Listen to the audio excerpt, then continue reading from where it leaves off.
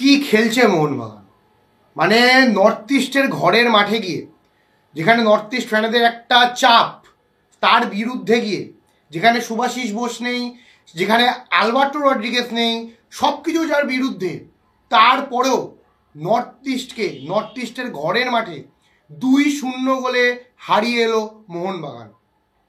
মানে আপনি মোহনবাগান ক্লাবটাকে পছন্দ নাও করতে পারেন, বিভিন্নভাবে ট্রোল করতে পারেন, মোহনবাগানের হেটার হতে পারেন, ইস্টবেঙ্গলের ফ্যান হতে পারেন, মোহামেডানের ফ্যান হতে পারেন, অন্যান্য আইএসএল দলের ফ্যান হতে পারেন, বাট আপনি যদি মোহনবাগানের খেলা দেখে থাকেন তাহলে আপনার সেই খেলাটা ভালো লাগছে, এটা আমি হরপ করে বলতে পারি।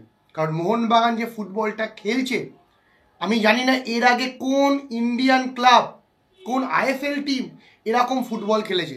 স্বাভাবিক ব্যাপার, আপনি বলতে পারেন যে তাদের কাছে প্লেয়ার আছে, কোয়ালিটি প্লেয়ার আছে, সব প্লেয়ারকে তারা নিয়েছে, ভালো ভালো প্লেয়ার এনেছে, বাট এর আগেও অনেক ভালো ভালো প্লেয়ার এসেছে, অনেক ভালো ভালো টিম গড়া হয়েছে, বাট মোহনবাগানের মতন যে পারফরমেন্স, যে প্লেয়িং ডিসপ্লে যেটাকে আমরা বলি, সেইটা কোনো টিম করতে পারছে কি, পেরেছে কি না, বা আদৌ পারবে কি না। পারলে মোহনবাগানই পারবে, বা অন্য কোনো ক্লাব যদি আরও বেটার করে, আরও বেটার করবে, সেটা আমাদের পক্ষে ভালো। কম্পিটিশন বাড়লে আমরা ইন্ডিয়ান ফ্যানেরা আরও কম্পিটিটিভ ফুটবল দেখতে পাবো। বাট মোহনবাগান এই মুহূর্তে দাঁড়িয়ে যে ফুটবলটা খেলছে, এটা আনফর্চুনেট যে তারা এএফসি থেকে একটা বাজেভাবে বেরিয়ে গেছে। আমি বলছি না এএফসি খেললে, তাহলে মানে এসিএল খেললে, এসিএল 2 খেললে আরও বেটার, মানে ভালো ফল করতো, এরাও যেত মোহনবাগান। বাট মোহনবাগান এখন যে ফুটবলটা খেলছে, আমি বলতে পারি যে এইটা মোহনবাগান এসিএলের যে কোনো টিমকে ফাইট দিতে পারতো। আর ইন্ডিয়া যে ফুটবলটা খেলছে আইএসএলে, সেটা তো আলাদা করে কিছু বলার নেই। মানে সত্যি বলি, এক একটা প্লেয়ার, আপনি কাকে ছেড়ে কাকে বাঁচবেন। যদি এ বলে যে আমি এই করতে পারি, ও বলছে আমি এই করতে পারি। মনবীর বলে যে আমি দূরপাল্লায় বাপার শট মেরে গোল করতে পারি, তো লিস্টন বলছে আরে দাঁড়া ভাই আমিও করতে পারি। মানে ব্যাঙ্গার গোল, এরা ব্যাঙ্গার গোল ছাড়া, ওয়ার্ল্ড ক্লাস গোল ছাড়া কিছু করে না। আর আমি আর একটা প্লেয়ারের অবশ্যই আমি এর কথা বলবো, সেটা অবশ্যই বিশাল ক্যাথ। মানে একটা প্লেয়ার, একটা গোলকিপার যে বিগত 4-5 সিজন ধরে খেলে যাচ্ছে, 3টে সিজনে সে তো মানে গোল্ডেন গ্লাভ উইনার্স, এবারেও যা খেলছে, এটা আনফর্চুনেট যে বিশাল ক্যাথ এখনও সেকেন্ড চয়েস গোলকিপার হয়ে গেল, বা কিছু কিছু থার্ড চয়েস গোলকিপার ইন্ডিয়ান টিমের হয়ে। এই গোলকিপার ইন্ডিয়ার ফার্স্ট চয়েস গোলকিপার কবে হয় আমি দেখব, আর কি পারফরমেন্স করলে ইন্ডিয়ার ফার্স্ট চয়েস গোলকিপার বিশাল ক্যাথ হয় আমি দেখব। যদি কোনো কোচ, কোনো সাপোর্ট স্টাফ ইন্ডিয়ান টিম থেকে এই ভিডিও দেখে থাকে, তাহলে আমার বিনীত অনুরোধ থাকবে যে এরপরে বিশাল ক্যাথ না তো কবে। বিশাল ক্যাথ আজকে যে সেভ করেছে, বিশেষ করে যে গোলটাতে 10 নম্বর প্লেয়ারটা একটা লেআপ, মানে জাস্ট মানে বলটা মারলো মেসি স্টাইলে, পিছন থেকে এসে একটা মারলো কার্ভ শট, সেটাকে যে দক্ষতার সাহায্যে বিশাল ক্যাথ বাঁচিয়েছে, world class save, totally world class save. আমরা অনেক কিছু বলি যে এটা বিশ্বমানের সেভ, এটা বিশ্বমানের গোল, বাট বিশাল ক্যাথ যে আজকে যে সেভ করেছে, এখনকার দিনে আপনি মডার্ন ফুটবল দেখেন তাহলে বুঝতে পারবেন এই সেভটা কীরকম লেভেলের সেভ করেছে বিশাল ক্যাথ। আর যেভাবে সুইপার কিপারের ভূমিকায়, মানে মোহনবাগানের ভালো খেলার পিছনে বিশাল ক্যাথের অবদান অনস্বীকার্য। যেভাবে সুইপার কিপার সে হচ্ছে একদম ডিফেন্সের লাস্ট লাইন অফ ডিফেন্স সে, এবং সে ডিফেন্ডারদের বলছে যে তোমরা আগিয়ে খেলো, কোনো অসুবিধা নেই, আমি আছি, যার কারণে মোহনবাগান একটু হলেও হাই লাইন খেলতে পারছে। এবং টম অ্যালরেড,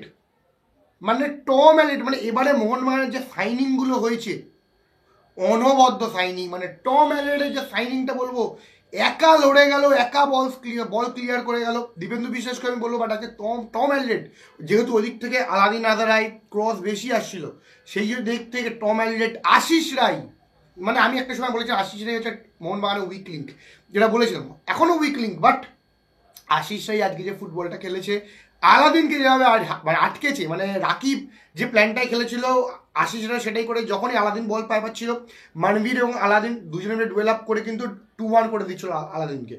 তো সেক্ষেত্রে অবশ্যই আশিস এবং মানবীর দুজনেকেই কৃতিত্ব হবে, এবং মানবীর লিস্টন আলাদা লেভেলের খেলছে এখন। লিস্টন, আমি কি বলবো, লিস্টন যদি আজকে লিস্টনের জায়গায় আমি নেইমারকে দেখছিলাম, সত্যি বলতে এটা শুনে অনেকে ভাববেন নেইমার এই করলে ওই করলেন, বাট সত্যি বলতে যখন আপনার খেলা দেখে থাকেন তাহলে বুঝবেন যেভাবে বল নিয়ে যাচ্ছিল। বাট একটু যদি লিস্টন আনসেলফিশ হয়, মানবীরের মতন যদি হয় একটু, তাহলে লিস্টনকে ধরা খুব মুশকিল হয়ে যাবে। মানে এই মুহূর্তে দাঁড়িয়ে ইন্ডিয়ার তো বেস্ট উইঙ্গার দুটো আমাদের টিমেই খেলছে, মানবীর আর লিস্টন। এই মানে সত্যি বলছি, মলিনার হাত ধরে এই টিমটা একটা জায়গায় পৌঁছাচ্ছে এবং টপ অফ দ্য টেবিল, যেটা আমি থাম্বনেলেও দিয়েছি। মোহনবাগান 10 ম্যাচে আর ব্যাঙ্গালোর 11 ম্যাচে সেম পয়েন্টে আছে, বাট যেহেতু গোল ডিফারেন্সে মোহনবাগান এগিয়ে, তো Mohun Bagan top of the table. আর আমি মানে এতগুলো প্লেয়ার খেলছে, আমি কার কথা বলবো, মানে একটা প্লেয়ারকে বলবো পেট্রোডস, গোল পাচ্ছে না ঠিকই, বাট পেট্রোডসের যদি আপনি দেখেন যে যেভাবে সোমবেরও করে ওই জায়গাটায় লিস্টনকে 5টা দিল, মানে এই ছোটো ছোটো জিনিসগুলো না দেখতে ভালো লাগে। পেট্রোডস গোল পাচ্ছে না, বাট টিম তো জিতছে।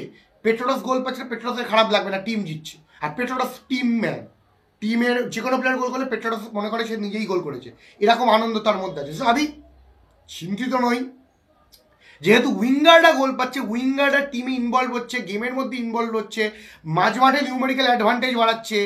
আমাদের রাইট ব্যাক, লেফট ব্যাক, আজকে আশিক কুরিয়ানের কথা আমি বলবো, আশিক কুরিয়ান যে ফুটবলটা খেলেছে সেটাও অনবদ্য। মানে Tom Allred, Ashiq Kurian, Tom অ্যালরেডকে আমি বিশেষ করে বলি যে মানে কোনো প্লেয়ারকে সে খেয়ে ফেলবে, মানে কোনো প্লেয়ার তার থেকে বল নিয়ে যেতে পারবে না টম অ্যালরেডের কাছে। ফাইনাল ট্যাকেল যেখানে করা সেখানে করছে, যেখানে ফাইনাল ট্যাকেল না করা সেখানে করছে না। মানে আপনি টম অ্যালরেডকে দেখেছেন একবার মাঠের মধ্যে, মানে টম অ্যালরেড মানে কি বলবো, আলবার্টো রড্রিগেজকে আমরা মনস্টার বলি, আসলে মনস্টার টম অ্যালরেড যা খেলাটা খেলছে। যাই হোক, আশিসের আজকে ম্যান অফ দ্য ম্যাচ হয়েছে, তো সেটা বিশাল ক্যাটকেও দিতে পারতো, কোনো সেটা মনবীর সিংকেও দিতে পারতো, বাট ঠিক আছে, প্রত্যেক কটা player man of the match হচ্ছে, এইটা একটা গুরুত্বপূর্ণ জিনিস। জাস্ট জেমি ম্যাকলারেন দেখুন, জেমি ম্যাকলারেন কিন্তু একটা জিনিস বলতে, গোল পাচ্ছে না ঠিকই, আর জেমি ম্যাকলারেন হচ্ছে নিচে এসে কিন্তু সহায়তা করছে। আপনি দেখবেন চেস করা, এটা কিন্তু কামিন্স করতে পারে না, কামিন্সকে ওই জন্য পরে হাফে নামানো হচ্ছে, যাতে টিম যদি পিছিয়েও থাকে কামিন্স সাথে গোল করে দিয়ে বেরিয়ে যাবে, এবং টিম যদি জেতে তাহলে পরে ইনভলভ ভালো হতে পারে। জেমি ম্যাকলারেন হচ্ছে আলাদা, আরও বেটার করতে হবে জেমি ম্যাকলারেনকে। আর যেটা আমি আরেকটি নোটিস করলাম, আপনি যখন 90 মিনিটের পরে যখন মোহনবাগান 2 গোল দিল, সচরাচর কী হয়, যখন কোনো টিম হারে, যখন অ্যাডেড টাইম অ্যাড হয়, তাদের আক্রমণটা বেশি হয়। আপনি দেখেছেন 90 মিনিটের পরে যখন 7 মিনিট অ্যাডেড টাইম হলো, মানে যদি একটা চলিত ভাষায় বলতে গেলে মোহনবাগান নর্থ ইস্টের প্লেয়ারদের যে কুকুরচোর হয় না, সেটা করেছে। মানে একে অপরকে পাস দিচ্ছে আরামসে, স্কিল দেখাচ্ছে, গ্রেগ স্টুয়ার্ট এইটুকুনি জায়গার মধ্যে বল দিয়ে দিচ্ছে, লিস্টন ছেলে খেলা করছে, নর্থ ইস্টের প্লেয়াররা টায়ার্ড হয়ে গেছে। মানে মোহনবাগান কি ফুটবল খেলছে ভাই, মানে প্রত্যেক কটা মোহনবাগান ফ্যানেদের মানে এটা মানে আমরা একটা গ্রেটনেস দেখছি, মোহনবাগান একটা গ্রেটনেস দেখছি, যে আপনারা হাজার কথা বলতে পারেন, বাট আপনারা যারা যদি সঠিক ফুটবল ফ্যান হন, তাহলে আজকের মোহনবাগানের খেলা বা মোহনবাগান যে ফুটবলটা খেলছে সেটা নিয়ে আপনারা তারিফ করতে বা দৃষ্টিনন্দন যে ফুটবল সেটা করতে আপনারা বাধ্য হবে।